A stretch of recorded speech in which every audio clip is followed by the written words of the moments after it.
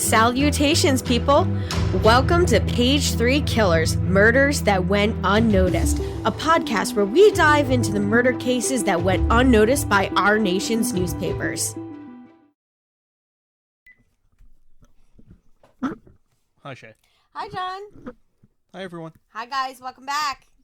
Welcome. Page 3 Killers, Murders That Went Unnoticed, episode 48. Yep. And this week we have a local case that we're going to talk about right out of Philly. I was about to say, if you're not from Philadelphia, it's not local. Sorry. Yeah. So we're going to do a local Philly case. This one here, I had never heard about. And I thought I knew pretty much all of the major murders and stuff like that in city of Philadelphia. Well, you're going to have a lot to catch up on. Philadelphia is outpacing everyone in murders this year. Yeah, we are. Except for maybe Chicago. Chicago, I think, is just like the undisputed champion. Yeah. But, yeah. So we are going to talk about the Center City Rapist. And I know what you guys are thinking. Rapist? Come on. That's not a murder. It is when he kills one of his victims. The therapist. The rapist. No, the therapist. I'll take the rapist. I that's such a bad accent. I can't do Sean Connery. No. Well, at least the fake Sean Connery off of SNL. Right? Yeah. That was from SNL? SNL? It was, I can't remember who did it. No, but did you see the one episode where they had Sean Connery actually on there? And they had both of them. The fake guy and the I real have not. Sean I kind of Connery. need to see that now. It was pretty hilarious. So we're gonna be talking about this Center City Rapist, like I said. Was Will Ferrell. Oh yeah, he plays Trebek. Yeah. So who plays Sean Connery? Oh my god, I don't know the comedian that plays him. I don't have my phone on me. Oh. I'm doomed. Yep. All right, so we're gonna start rolling into this. And before we get started, I just want to give a shout out to our patrons on Patreon. Thank you, Ralulk and Chelsea Hargrett. Thank you guys so much for your donation. We are happy to have you as part of our supporting team. And if you guys out there want to become one of our patrons on Patreon, you can just hit us up at the link in our bio. And you will can join us and be a supporter of your favorite podcast for as little as $1 a month. And now we're going to roll into our news. All right.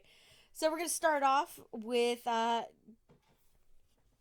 my gosh, this is another one. What? Oh, did you forget the year? Yeah, I forgot the year. El Nino. I'm thinking that's like 96-ish. Yeah, I think it's 96 because I do know that these were 97. 97. So 97 or 97. Yes. So these series of crimes happens in between 1997 and 1999. So I picked a year that's one of those 3 years. Yeah. I'll see if I can't figure it out. Okay. So yeah, let's make it a little bit of a game, babe. You try to guess. Can I what figure year out it which is. year? This is. See, this is raw.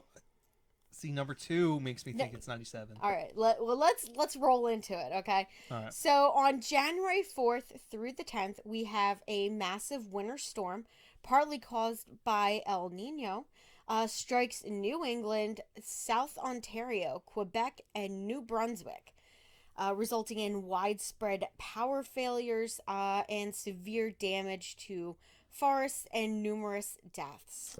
I remember everything was blamed on El Nino. Like, literally everything. Yeah, I know. Our second thing is January 17th. Paula Jones accuses U.S. President Bill Clinton of sexual harassment. followed shortly after that by the January 26th Lewinsky scandal, which on American television, President Bill Clinton, denies he had sexual relations with a former White House intern, Monica Lewinsky. Yeah, everyone forgets about the whole Paula Jones thing. That's how this whole thing started. Yeah. Ken the Star and all that good jazz. And then you had Lewinsky, and Bill Clinton didn't know what the word "is" meant, so he had to have that defined for him. That was his famous defense. Well, that depends on what the word "is" means.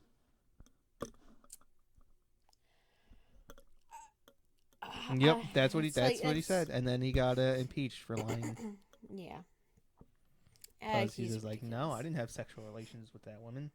That woman, blowjobs don't count. Yeah, I mean, in a sentence, is like I couldn't give you the exact. He was being, no. So it's just a state of being. Yeah, that's what the definition is. The state of being. The state of being of an object, or that's not quite true. The state of being of a noun. But no, I think he was being pedantic over, like, if you were saying "is," that means a current state, and I'm currently not doing whatever you're saying.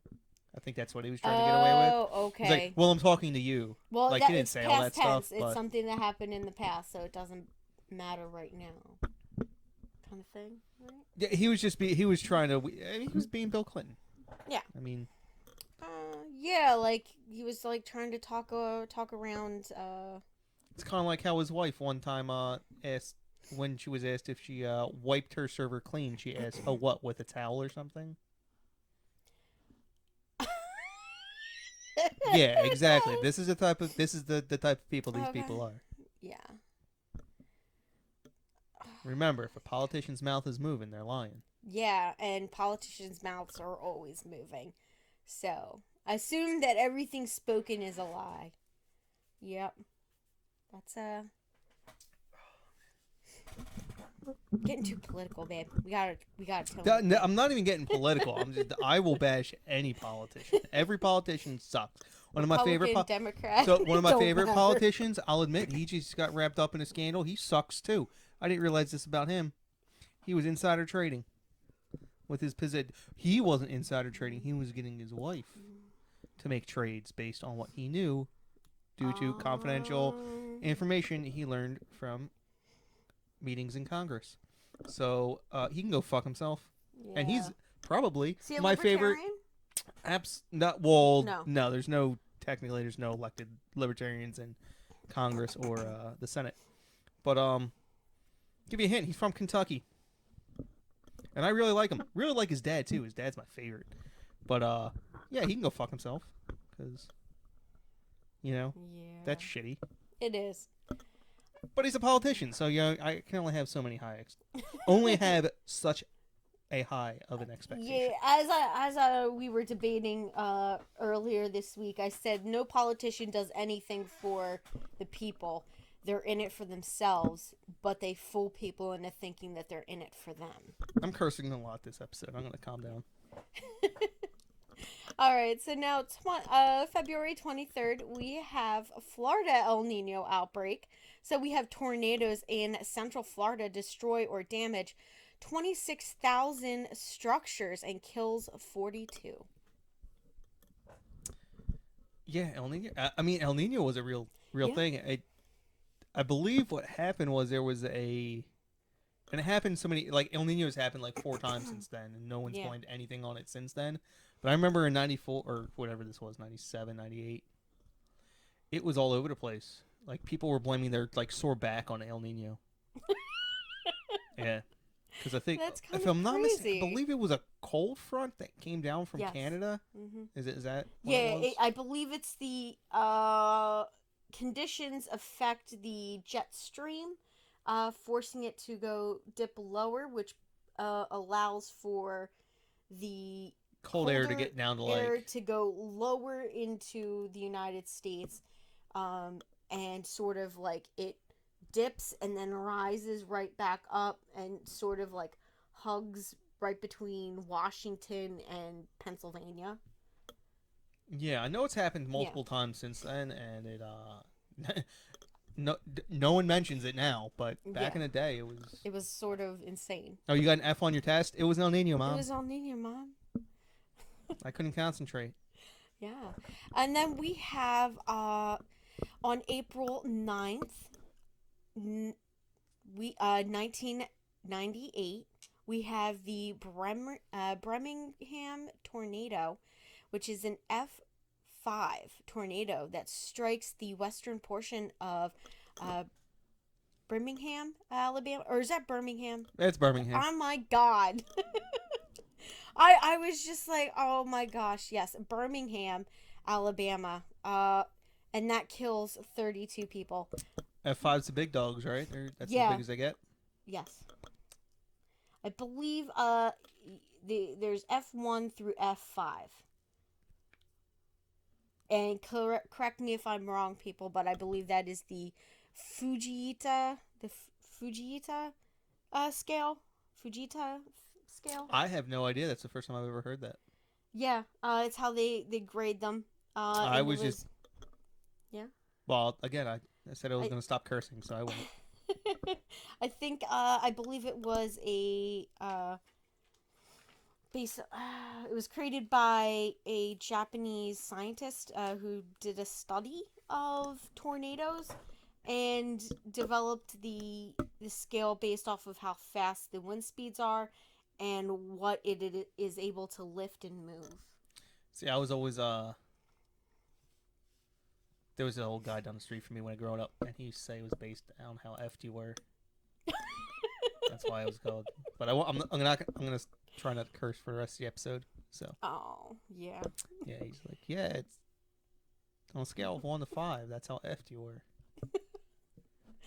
Yeah, so we have the April 26th. We have an F3 tornado that passes through downtown Nashville, Tennessee. The first significant tornado in 11 years to hit to directly hit a major city. An F5 tornado travels through the rural portion of South Nashville. I had a picture. I had a picture that I can post. Also, we get to cheat because when you copy and paste it has the date on there. Yeah. So this is the year of our Lord 1998. Yes. All right. So I have a feeling I'm going to butcher at least part of this next one. So we have May 11th. India carries out 2 more nuclear tests at Pokhran. I think so. Pokhran. And the United States and Japan impose economic sanctions on India. You know what? I did not realize this ever happened. I didn't realize that they had a nuclear program. Yeah, India's a forgotten nuclear power. Everyone, I believe both India and Pakistan, which is terrifying because they're like. So imagine during the Cold War, Yeah. it was we were right next to Russia. That's what India and Pakistan are. Yeah. So like I get Pakistan having nuclear weapons, like that seems pretty normal. But I was not aware that India was a nuclear power at the time. A nuclear power? Yeah, I didn't realize that. They're an independent nuclear power. They're not like Britain, who is essentially a nuclear power in name. Basically, because we just give them to them. Yeah. Like India develops their own nuclear weapons. Oh wow. Yeah, that's interesting. Now on July 10th, we have a super interesting one. All right. So we have the DNA identified remains of United States Air Force First Lieutenant Michael Joseph Blassie arrive home to his family in St. Louis, Missouri, after being in the Tomb of the Unknown since 1984. I do remember this.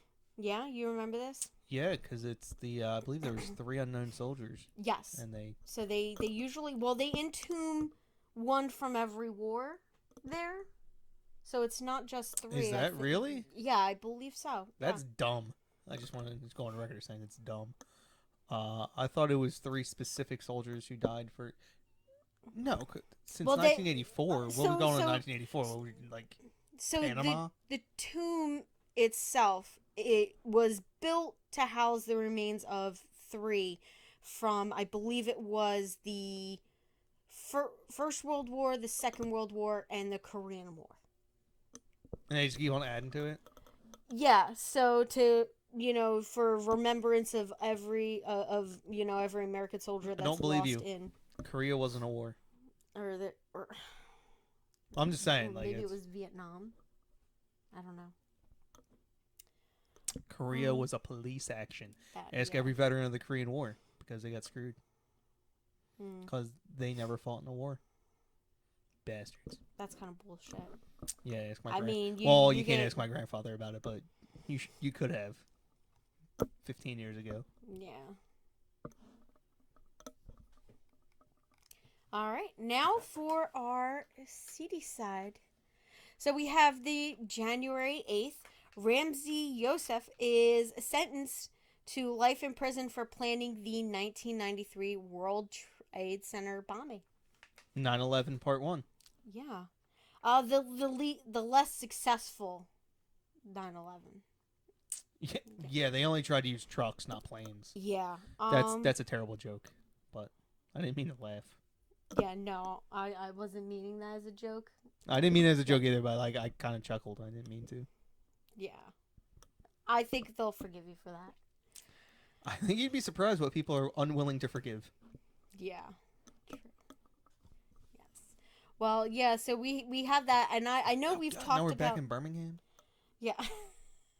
You did a special on Ramzi Youssef, right? Yeah, we did. One of my headline minis I did about the World Trade Center, and there was a lot of information on that online.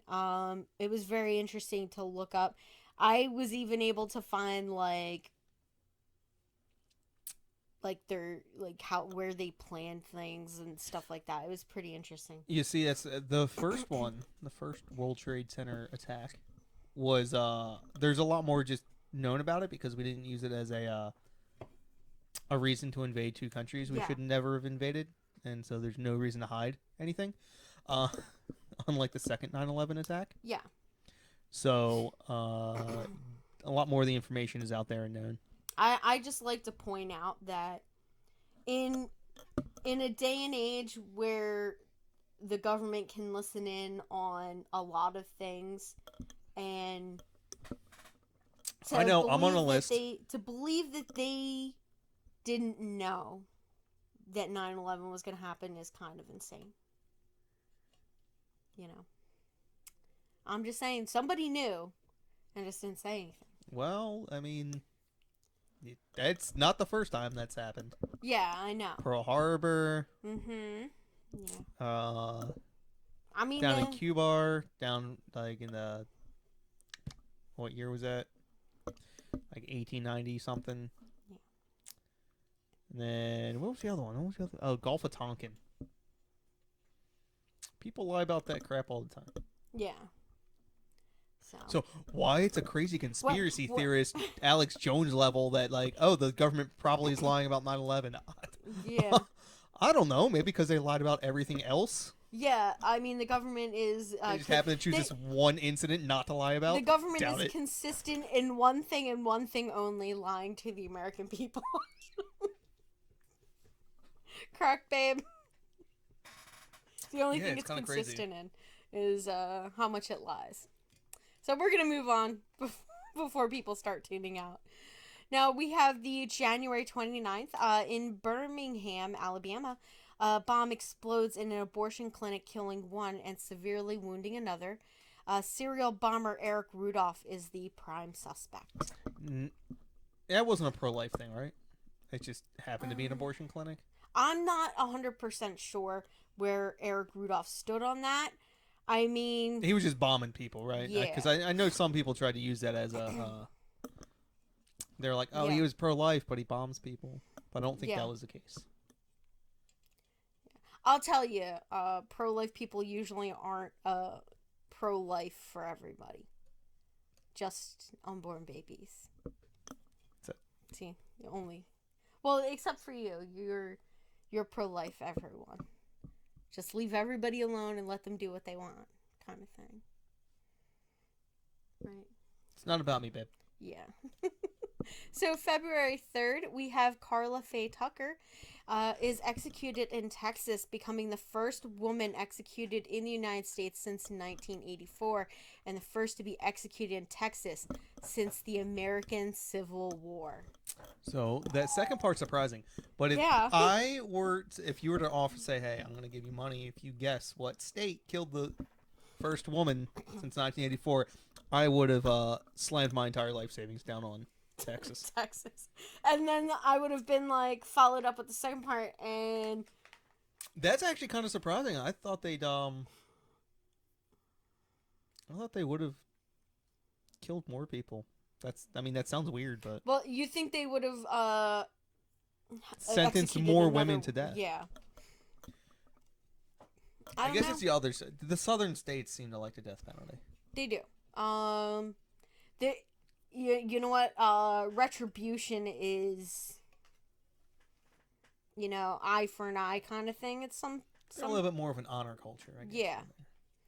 Whereas up here, we'll execute somebody, but it has to be really, really, really bad for you to get executed. Does Pennsylvania have death penalty? Yeah, Pennsylvania has death penalty. Mm-hmm. Yeah, we've executed a couple of serial killers in Pennsylvania. I'm not sure if we currently have a death I'm pretty sure we still have the death penalty. We don't use it basically at all. Yeah. From what I can remember. Well, I'll have to look up our tally on death row here in Pennsylvania. That'd be something interesting to look at maybe for a minute. We'll sentence people to death and then let them rot on death row until they die of natural causes. Oh yeah, there was one that I had looked at that we always commute it to life in prison at some point. Like that one dude, he got death penalty for killing his girlfriend, and then he got commuted to life in prison, and then he died of COVID. I'm sure he died of COVID. They said it was of natural causes, but he died April of 2020, and I say it was COVID. All right. More importantly, can you pronounce the next person's name? I'm gonna try. All right. So February 6th, child rapist Mary K. Letourneau. I think that's Letourneau. I would not know. I'm assuming it's French. Yeah. I was guessing. Yeah. So I was trying to pronounce that correctly. I don't know. It's clearly a romantic language. Yes. Is sent back to prison after violating a no contact order and again raping her victim. Mary K. Previously struck a plea deal to only serve 6 months for her crimes, but her breach of the contact order meant that she had to serve the full 7 years, 5 months of her sentence. So I believe this is the case, and when you say child rapist, I believe it's the fact that she slept with a student. Boy under the age of 18. Yeah. And then when she got out of jail, she could. There's definitely 100%, no questions asked, a Law and Order case about this. There is, yeah. There's several about that. Now, on February 7th, we have Roger Nichols Angleton commits suicide in his prison cell in Houston, Texas, and admits to murdering socialite Doris Angleton in his suicide note. I don't know who that is. Yeah, it seems like an interesting case. I think. Oh my God, was he the husband or the? I have to look it up. Or the child of her. I feel like it was her son or something. I would have to look it up. Yeah. So super interesting case. Now, Oh my God! Look how many more we got. yeah, this was a big year. Okay, so I feel like El Nino was just causing a ton of crime-related shit to happen. So on February 18th, we have 2 white separatists are arrested in Nevada accused of plotting a biological warfare attack on a New York City subway. First of all, I'm skeptical of them calling it a biological warfare attack. I have no information on this, but I'm skeptical. Like, did they plan on like sneezing on people? I have no idea. Like the one lady who was prosecuted under the Biological Terrorist Act. Oh, or something yeah, like that. for Because coughing on people? Yeah, she with was going COVID? in. Some lady, they tried to kick her out of the store without having a mask, so she's like, I have COVID. And they're like, Oh, yeah. that's biological warfare. You're going to jail for life. Ugh. Yeah, Or I mean, something it's still a kind of ridiculous a like dick that. thing to do. Like, come on, like, everybody's scared about Oh, there was it. all kinds of people doing stupid stuff like that. Like the kids who were licking the ice creams. Yeah. Yeah, they got thrown in jail for like the same thing. Oh. Congratulations, dumbass. Yeah. You decided to create a TikTok of you licking the top of an ice cream, and now you're in jail. Yeah. Explain that to your cellmate. Why are you here? Oh man, I killed 3 people. How about you, bud?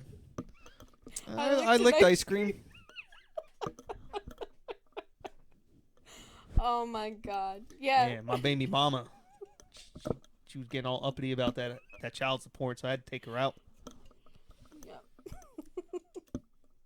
And they're just like, the French vanilla. No, the Cherry Garcia. The Cherry Garcia. I just couldn't help myself. Just needed to lick the top of that ice cream. So now on February 19th, we have Larry Wayne Harris of the Aryan Nation and William Levitt are arrested in Henderson, New York for possession of military-grade anthrax. So that's the follow-up to your subway, New York subway. White supremacists? Yeah. Oh, is that the same case? Yeah, it's the same case. Oh, okay. Yeah, no, that's probably good. I don't want people with anthrax. Yeah, exactly. Yep. Least of all white supremacists. And I mean, Aryan Nation. We do know how a biological or well, that wasn't really a biological attack, was it? It was sarin gas or chlorine gas. They released on the Tokyo subway or something. It was in Japan, I don't know if it did a right? chemical attack. Sure. Yeah, it was a chemical attack. So I mean, there's precedent for something happening on the trains. So I didn't realize this next thing happened. I thought he died. January 4th, we have Terry Nichols is sentenced to life in prison for his role in the Oklahoma City bombing. He must have dimed his boy out, right? That's how he got life instead of death. Mm-hmm. Yeah. Now, on July 24th, we have the United States Capitol shooting incident. So we have Russell Eugene Winston Jr. burst into the United States Capitol and open fires, killing 2 United States Capitol police officers. And he is later ruled incompetent to stand trial. I don't know who this man is, but I would consider him a hero. I just pissed a lot of people off. Yeah. Holy crap, John! Why you need to calm down with your? Yeah, as we said before, John is probably on a watch list somewhere. I know. I do not have definitive proof, but I'm willing to bet I'm on a watch list. Not a watch. I'm on somebody's list for something. Somebody knows my internet history. Between all the cars, all the cars and workout videos and libertarian podcasts, and how many times I've visited ProFootballReference.com. You know what, John? I don't know who the person who is watching us. I mean, it must be very interesting because you have me looking up murders and serial killers and doing all of this research in a search engine, and they're probably just like, she's doing it again. She's looking up another serial killer. Maybe we should start watching them a little bit more aggressively. When we start noticing vehicles sitting out front, we will let you guys know. I've already noticed it. They weren't looking for me, I can tell you that. But there's definitely been some lookout cops at the end of our street. Yeah. People just don't randomly drive in Impalas with blacked out windows and sit at the end of the street for hours at a time. Yeah. All right. Next, we have in Freehold, Borough, New Jersey. I remember this one because I had a teacher at this time who was from Freehold. Melissa Drexler. Pleads pleads guilty to aggravated manslaughter for killing her baby moments after delivering him in the bathroom at her senior prom, and is sentenced to 15 years imprisonment. So she's been out for a while. Yeah. Was it 1998? So she got out in 2013? Yeah. And she got out at the age of what, like 32? 31, between 31 and 33. Yeah. And there's probably time taken off for good behavior. Yeah, she almost assuredly did. Well, unless depending on how good her behavior was, but I imagine she did not serve, if, assuming she just like stab her celly. Yeah, I can imagine she didn't serve the full sentence. Yeah, I can imagine that it was not an easy ride for her. There'd probably be some pissed off women in that. Yeah. Wherever because there's only one women's prison in the entire state of New Jersey. Yeah. In women's prisons, you're more likely to get beat up if you've killed your kids, get harassed and stuff like that. For men, it's touching children. Right? Yeah, you can kill them all you want. Just don't do it from afar. Yeah. So now we're going to get into our case. It's about time. We're 32 minutes in. Jesus. I'm sorry, guys. So now we're going to get into our case. We're going to be talking about the murder of Shannon Schreiber. Or Schieber. Sorry, guys. Pronounced that wrong. You literally I literally had like a little pronunciation thing to help me next to her name. And she is going to be the main victim for tonight's case with the Center City Rapist. So she was a 23-year-old business student attending Penn University. And she was from Maryland. So that'd be what, the Wharton School? Yeah, I believe it's the Wharton School. And that's a really nice school. It's well known. Yeah. I knew it off the top of my head, and I didn't attend it. Yeah. So now, sorry guys, got something stuck in my throat. So Shannon was killed in the spring of 1998. She was living in the Rittenhouse area in Center City. This is just so you guys are aware, this is one of the safest spots in the city. It's nice. It's nice. It is a gorgeous area. Well, as safe is, because one of my mom's ex-bosses got stabbed to death down near there after he had an argument with somebody. It's still the city. Yeah, it's still the city. But as far as you wouldn't expect a violent crime to happen in that area. Not very often. Pinky's out with your lattes. Yeah. Now, her body was found in her second floor Philly apartment. She had been raped and then strangled to death. On the night of May 7th, 1998, Sharon had a call with her mom where she discussed, her plans for the following day.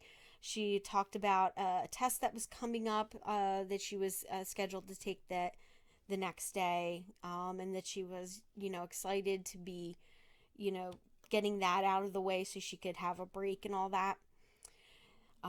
So later that night, a neighbor of Shannon's named Parmatha Greenlee. He was a fellow college student. He called 911 Now, Mr. Greenlee was awakened by someone screaming, "Help me, help me." He determined that it was coming from his neighbor Shannon's apartment. He ran to her door and started pounding on it. Uh, the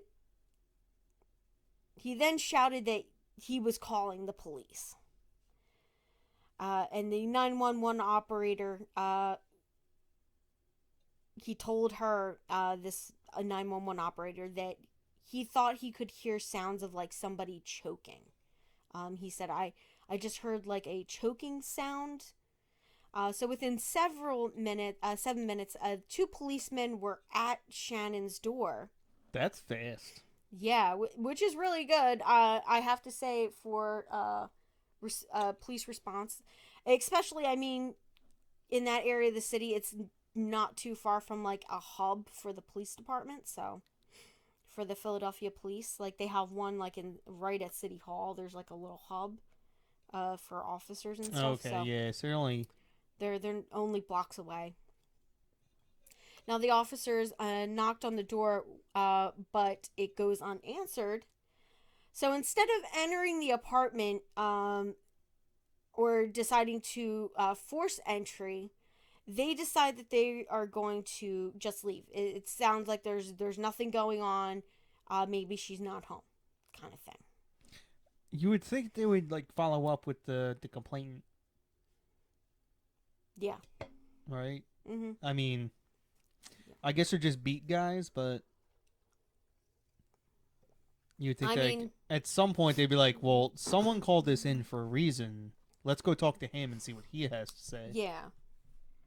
And I'm surprised that they didn't go down and get the manager for the building to open up the door, or at least to make a safety check. Ain't no warrant. You're as a police. Listen, I give police a lot of grief, but like at that point, you knock on the door, no one responds. I mean, this wasn't handled correctly, but are you really going to risk your pension to open up that door? Yeah. No. Okay, I'll give that to you. Because someone might have been listening to a movie too loud. Yeah. So the following day, Shannon does not turn up to a meeting with her brother, who was driving through Philadelphia for the day. And, he wanted to hang out with his sister. So they had made plans to meet and have lunch together. She didn't show up. He leaves her several phone calls with no response. So he gets a little worried. So after he calls his mother, she tells him to go to her apartment and check on her and find out what's going on. So when he gets to the apartment building, Pramatha lets him into the building, and he basically tells him, like, oh, yeah, I heard, screaming from there yesterday. The cops came. So they seem to be friends, this Pramatha guy. Yeah. They knock on her door. When she does not answer, they decide that they're going to break the door down. So him and Pramatha together, they force entry into her apartment. And inside the apartment, her brother finds her, face down. She is clearly no longer alive. And at that time, Mr. Greenlee calls 911 and reports what him and Shannon's brother have found. So police find evidence of a struggle once they come into the apartment. They quickly determine that she was manually strangled. Behind her on the wall above the headboard, there seems to be some blood splatter, which they take samples of. When they test it, they find that it is not her blood. It is of a male. That means either he did some weird stuff to himself or she fought back. Yeah. So the police begin to question her brother and neighbor as suspects. Now, after several hours of interrogation, the police released both of them after determining that they were innocent and that they were not part of what happened to Shannon. So, police then focus on her ex-boyfriend named Yuval Bar-Or.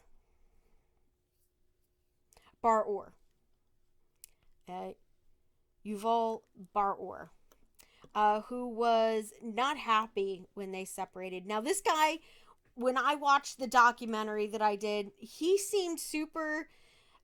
They actually had an interview from him, and now at the time, like before he comes into and you start hearing his interview and all that with the person asking the questions, he's kind of suspicious. Now, they had dated for 5 or 6 weeks prior to her death. The end of their relationship occurred when Yuval had asked her to travel with him to Israel to meet his parents. Their brief relationship ended not long before her murder. Now, friends of Shannon tell police that the relationship between the two had become toxic and that they were worried something might happen. Now, on one occurrence following the death of a friend's mother, he had told her in passing. So Yuval had told Shannon in passing that the next funeral that she would be attending is her own. So that kind of made me a little suspicious. I was like, oh man. And then police discovered that he had a military background. And they were just like, yeah, this guy looks like he could be it. So he knows some Krav Maga. Yeah, so Strangulation's right up his alley. Exactly. So they pick him up and hold him for an interview. Now, the police are confident that he is the suspect that they're looking for, with no evidence that they can find. They are forced to basically release him. Now, he does provide a DNA sample to police, and when they test that, it does not match the blood found at the crime scene. Now, in a bid for new leads, police ask Shannon's parents to look through her belongings to see if anything is missing. So on May 8th, they find that there are several items missing from her apartment. One was a pen set, the second was a silver necklace, and her digital camera, which opened the possibility that it was a burglary gone wrong. Now, the police canvassed the building and learned that no one was buzzed in that night, and they determined that her apartment must have been accessed via her balcony. So Shannon's apartment was on the second floor, but across from her balcony was a large tree.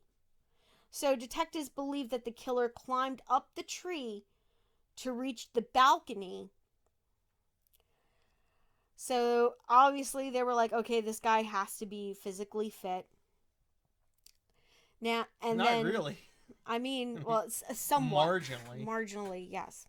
So the DNA test comes back, narrowing the pool suspects to someone of African descent. So 6 months later, with the case growing cold, an anonymous caller from a police officer is made to the Philadelphia Inquirer. Now, I love whistleblowers. I kind of do. There's just something about somebody who's willing to just risk it for the biscuit. And just tell on somebody's lies, somebody that's hiding something. I kind of like a good whistleblower, especially if it has to do with the police or the government, right? I'm all for whistleblowers. Yes. So this caller basically tells this reporter that Shannon's case was linked to 2 other cases that happened prior to her death, And the only reason that they were not linked months ago was that the senior officers were keeping quiet on major violent crimes within within the center city. So what they were doing basically was messing with the Philly crime statistics by not recording some of the violent crimes that happened all over the city, so that it made it look like the numbers were down from last year when actually they were, if not the same, a little higher. So this is going to lead back to one of two people. Hmm. Either your police commissioner or chief or whoever the head guy in it. I'm sorry, one of three people. Your police chief, your police commissioner, or the mayor. Which at this time I believe was Edward Rendell. Yeah. Yeah, so that's what they were doing. Now,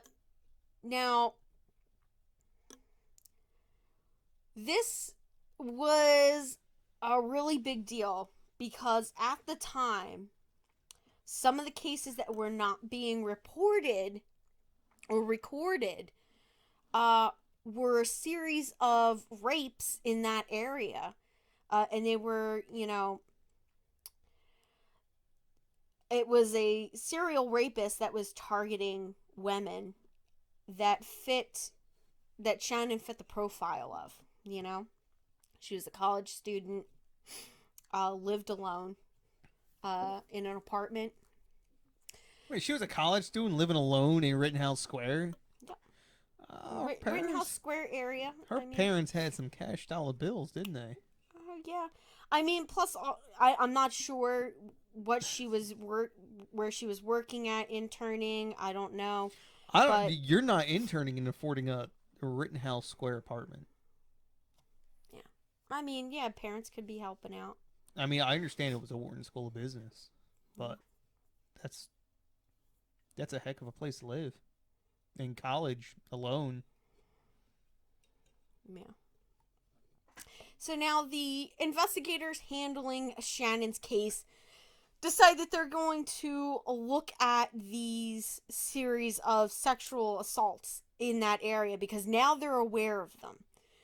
And there seems to be some similarities. So they dig around and they start talking to other police officers, and they find out that there's not just 3 cases, but there's 5. So they're able to find these other 2 cases, and bringing that up to 5. So I'm going to talk a little bit about those attacks. So this all starts on June 20th, 1997, which is the summer prior to her murder. Right? No. A year prior. Oh, snap. I called it. Wharton School of Business, doctoral student. Yeah. So, on June 20th, a woman on South 21st Street is a target of an attempted rape by a home intruder. On July 11th, 1997, a woman on Pine Street was raped by a home intruder. August 6th, we have the third one on Pine Street. A woman was assaulted by the same guy apparently breaking into her home as well. And then we have the August 13th case from 1997, also on Pine Street. Get the hell off of Pine Street. Yeah. And then on May 7th of 1998, we have Shannon's rape and murder. So that's a big gap. He went for 4 really quick. That's only a couple of months. Well, I guess 4 months? June, August, 3 months? Yeah, June, July, August, and then 2 in August. So and then he went a whole year. year. And then he took a break, and then he did this. I wonder if that's a giveaway. Was he not around? Possibly. I don't know. I'm just trying to be Remember, I don't research these cases. I'm just here. I'm just all ad hoc, just making stuff up. Yeah. I'm trying to figure it out as we go. Now, this brings up the question of the officers who responded to the first 911 call in Shannon's apartment. If they had known that there was a sexual predator active in the area, would they have taken those extra steps and entered that apartment? I think they might have if they had known that there was somebody assaulting young women that lived alone. I think they would have gone into her apartment. What do you think? Well, I think it goes back to it was a year later, right? So they might not even, because it was over a year, just 9 months later. Yeah. Like you had this spree and then it stopped. So yeah. Now the investigators start to look at the 4 other rapes along with Shannon's case. They find that all the victims lived within a 10-block radius of each other. They were young, lived alone. The perpetrator would enter the victim's dwelling between 12 a.m. and 1 a.m. He would cover their eyes with a pillowcase or clothing. He would whisper to them that he was not going to hurt them. That was a lie. Yeah. Now, police began to suspect that he was stalking them beforehand, before he attacked them. They also learned a little about the fitness level of their suspect.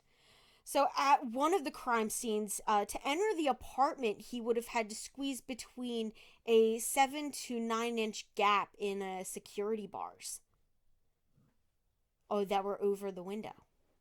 Are you calling me fat? You say I couldn't fit between 7 and 9 inch bars? Is that what they're saying? Well, they're saying our suspect could.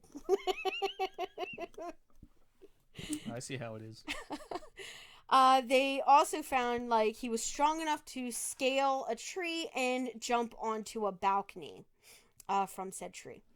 Now, he was obviously an African male who was athletic and soft-spoken. How do they know that? How do they know he was African? No, soft-spoken. I understand the African Well, part and the blood. he whispered to all of his victims, and the victims said that he was soft-spoken, that he did everything with a whisper. To them? Yeah. Well, duh. Yeah.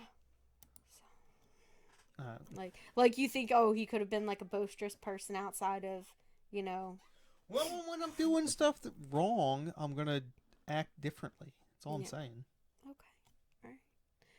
Now, while questioning the third rape victim, they find that she had seen the face of her attacker. And she was able to create a composite sketch. Now, I would just like to note that since her report was never recorded or reported, if they had not found this, they probably would not have had this break. This composite sketch.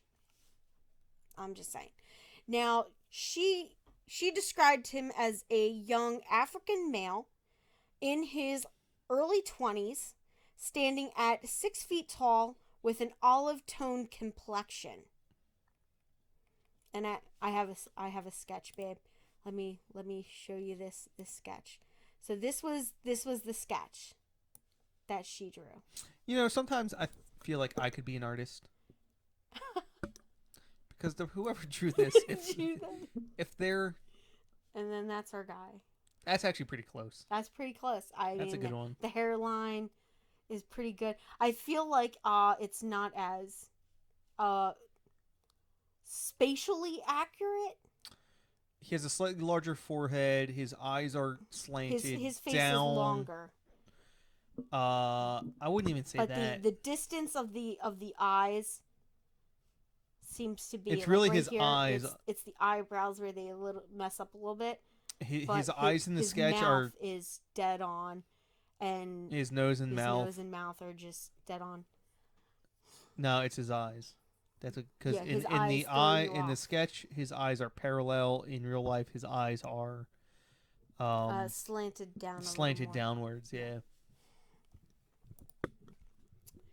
So they create that sketch. The task force is established, and they start staking out Rittenhouse Square and following up on tips. Also, his ears are a little lower in real life. Just want to throw it out there. Now, on August 28th, 1999, a woman on Nadine Street, Nadine? I don't know. You're the one who works in the city. Nadine Street, was forced to perform a sexual act by a home intruder. On Saturday morning, right off of Rittenhouse Square, he entered the apartment of his sixth victim. He tied her up and forced her to perform oral sex on him. Once finished, he had her spit on a pillowcase, which he left at the crime scene. Now, unlike the previous victim, yeah, yep. Now, unlike the previous victims, she described her attacker as white. So I could see where that comes from. Yeah. I mean, he's olive toned, so, I mean, in the right lighting, he might look even pretty paler. fair-skinned, yeah. Yeah. So, a sketch is circulated leading to a tip pointing to a Rittenhouse bartender named Chris Duffy. He is brought in and confesses to striking a homeless man, not to rape. I'm wondering if I got you guys there. You want to know what? Thought I was gonna say. I'm sure that's been tried many, many times before. Like, the police catch you and you're like, I did it. Just very minor crime. And you're like, oh shit.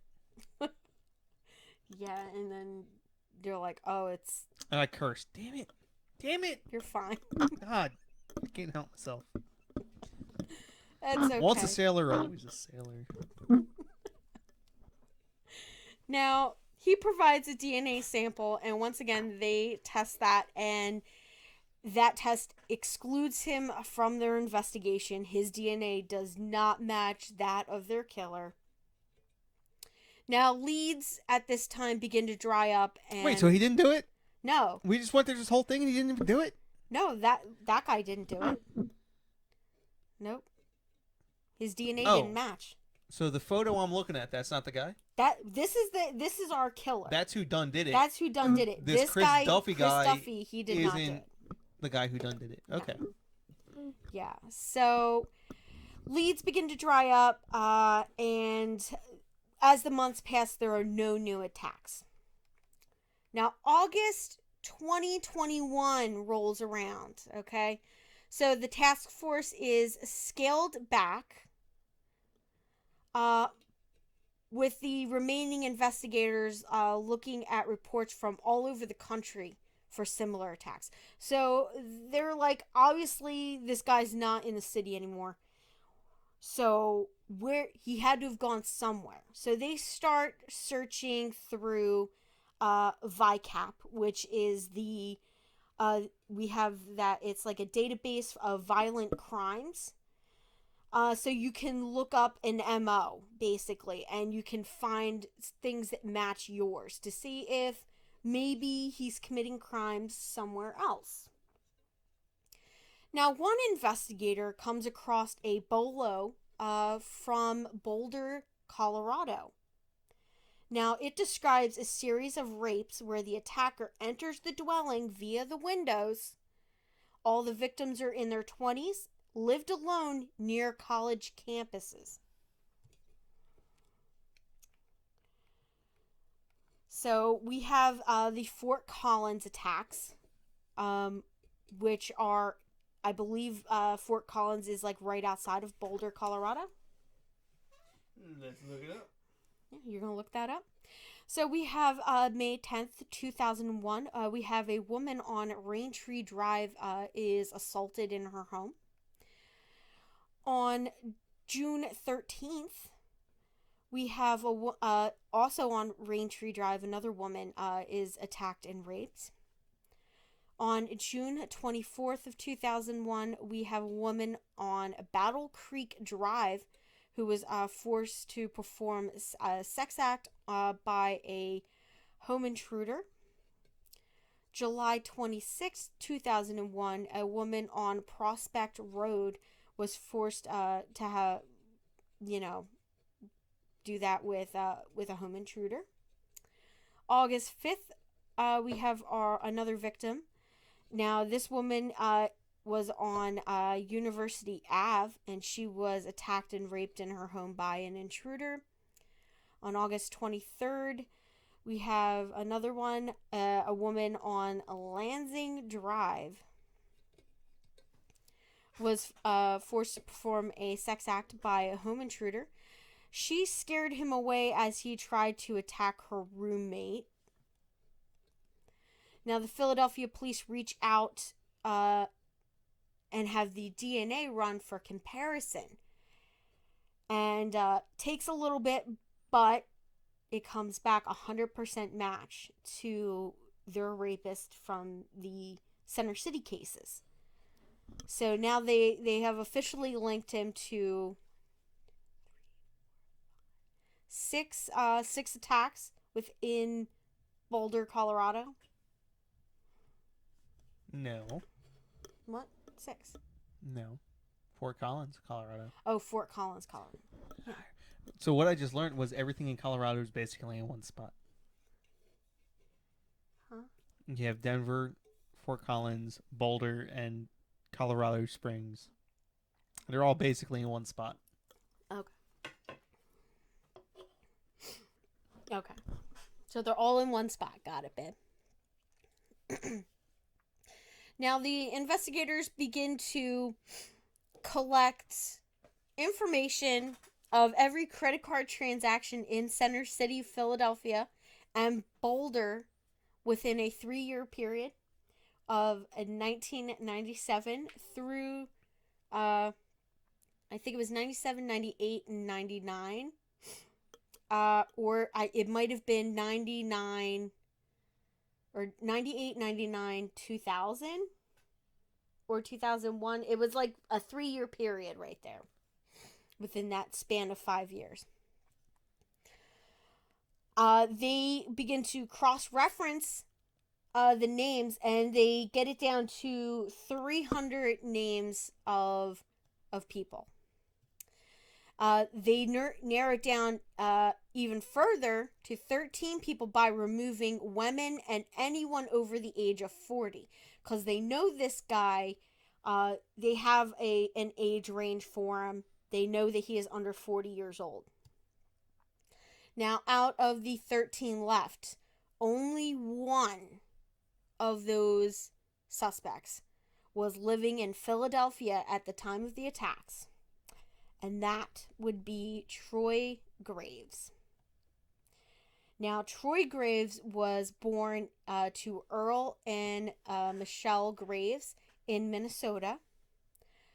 Following his parents' divorce in 1986, Troy Graves lived with his mother and older brother, Mark. He grew up in New York and Pennsylvania, and Troy attended a local high school to us, Bensalem High School. He dropped out of Bensalem High School in 1989, and he began to work various jobs in the Philadelphia area while living in the neighborhood of West Philly in Center City. And West Philly, just so you guys know, that's a rough area of the city. It still is. That Fresh Prince song. Just think about that. Yeah. West Philadelphia, born and raised. This is the exact time that he was singing that song. Yeah. I mean, that would be... Is that the height of the drug epidemic in... Yeah, late 80s, early 90s. Yeah. So that would have been the height of drug activity in Philly. New York was hit really bad with that. So, yeah, you can just imagine how bad it was. So he was working various jobs. His whereabouts are unknown, though, through July and October of 1999. In 1999, Troy reported for basic training at Lackland, Lackland Air Force Base in Texas. In April 2000, following training, he was assigned to F.E. Warren Air Force Base in Cheyenne, Wyoming. He was a maintenance worker for the missile silos. In March of 2001, Graves was married to in Latimer, Larimer County, Colorado. The couple later settled into a home a few blocks west of the Colorado State University campus in Fort Collins. So yeah, he lived right in populated area of his preferred target. So pretty nice. And if anybody is not seeing that on the video, I say that with great sarcasm. So now we're going to talk about his arrest and trial. Now, on April 23rd, 2002, Fort Collins police arrest Graves for a series of 6 rapes near Colorado State University. Now, Graves' DNA matches that of the Center City rapist that left DNA at the scene of Schreiber's murder scene. A link made in May 2001 that had led law enforcement in both states to work together to create a list of individuals who had connections in Fort Collins and Philadelphia. Now, the Fort Collins authorities also linked Graves to at least one of the Colorado crimes through fingerprint evidence. So they were, not only do they have the DNA match, they now have fingerprints. This guy's dumb. Yeah. The federal government knows everything about you. Mm-hmm. Once you're in the military, it's really hard to get away with stuff. Well, it's simultaneously really hard to get away with stuff and really easy to get away with stuff. Depends on what it is. Yeah. Now, Graves pled guilty to the Fort Collins assaults on May 17th, 2002. And to the Philadelphia crimes, he did plead guilty on May 30th of 2002. And that was mainly to avoid the death sentence in Philadelphia. But So we do have the death penalty. Yeah, we do. Yeah, we do. I knew that. We just don't use it very often. See, we use it as like a bargaining thing. Like, hey, listen, we'll put you on put you on death row. You know, we'll give you a death sentence, or you could just plead guilty and we'll give you life in prison. Well, I feel like it's a problem with, like, that's the same problem with like nuclear weapons. Yeah. Having them is only a deterrent if you're willing to use them. Yeah. But if you're willing, the issue is you're willing to use them. So the death penalty is only a deterrent if you're willing to use it. Yeah. But if you only have it as a deterrent because you're not willing to use it, it becomes no longer a deterrent, et cetera, et cetera, et cetera. Yeah. Now, he was sentenced to life in prison without the possibility of parole in both states, but he will serve his time in Colorado because he pled guilty there to their crimes first. Now, following the conviction, the parents of Shannon in 1999 filed an unsuccessful lawsuit against the city of Philadelphia. Yeah, it's going to be hard. Yeah.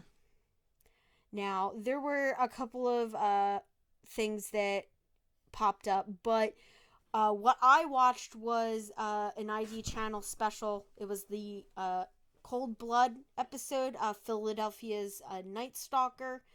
and that was from 2012, and that aired on May 17th. So if you guys want to check that out, you guys can. It was a very interesting documentary. May 17th, 2012. Oh, sorry, 2012. What did I say? You didn't give a year. So you're just like, May 17th could have been any year. I said it before. I said it first aired in 2012 on May 17th. I don't believe you. And I'm not going to review this tape to figure out if I'm right or wrong. You're the one that's had 3 drinks. I'm assuming that I'm right. No. So. You guys can call him out in the comments if you want. Tell him he's wrong. You want to? I'm just going to ignore the comments too. I can keep this lie going for the rest of my life. Let's not and say we did. So you're agreeing I was right? No. You are most definitely wrong. Oh, so all of a sudden the let's not just doesn't apply. Convenient.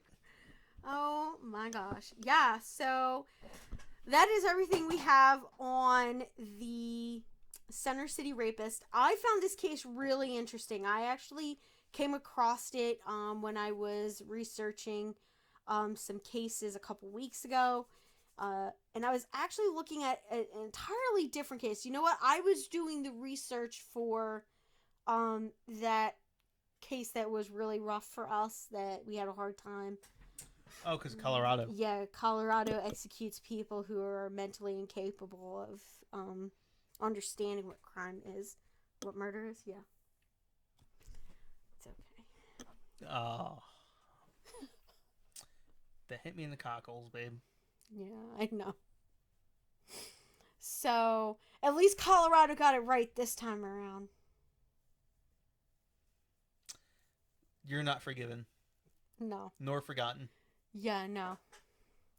So, I think that's when I came across this case, because I came across his file for dumbasses in Colorado? Yeah, the Colorado crimes. And then I found out, oh my god, no, he committed a murder in Philadelphia. Well, my question is, why would you as a rapist make your victim produce DNA evidence and then leave it there? Not just leave it there, but like, why would you, like, no, spit it out. No, swallow it.